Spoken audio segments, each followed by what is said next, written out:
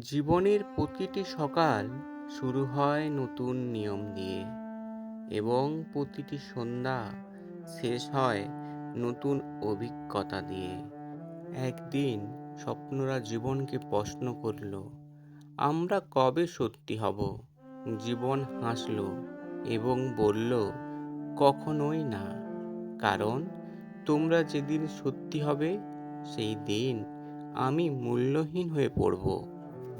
যে তোমার সুখে আনন্দিত হয়, যে তোমার কষ্টে দুঃখ পায়, যে তোমার নীরবতা কারণ খোঁজে, সেই তোমার প্রকৃত বন্ধু। আর যারা তোমার মনের কষ্টের কথা বলার পর লোকের সাথে আলোচনা করে, ওই কথা নিয়ে মজা করে, কোনোদিন তারা প্রকৃত বন্ধু হতে পারে না। বিশ্বাস খুব ছোট একটা শব্দ, পড়তে 1 সেকেন্ড সময় লাগে, আর প্রমাণ করতে সারা জীবন লেগে যায়। কারো কাছে মন খারাপ কথার বলার চেয়ে হাসি মুখে আমি ভালো আছি বলাটাই ভালো।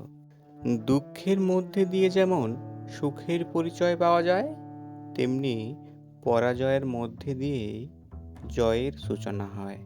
কিছু মানুষ আপনাকে ঠিক ততটুকুই ভালোবাসবে যতটুকু আপনাকে সে ব্যবহার করতে পারবে।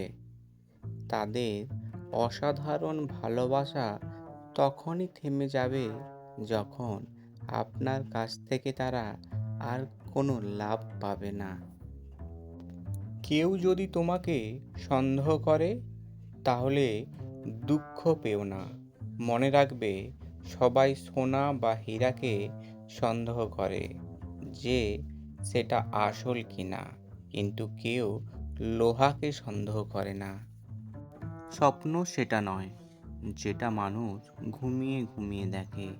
স্বপ্ন সেটাই যেটা পূরণের প্রত্যাশায় মানুষকে ঘুমোতে দেয় না। যদি তোমার সব কিছু শেষ হয়ে যায়, ভেঙে পড়ো না। মনে রাখবে, শেষ শব্দ কথার অর্থ রয়েছে, শেষ কখনো মরে না, অর্থাৎ প্রচেষ্টার মৃত্যু নেই।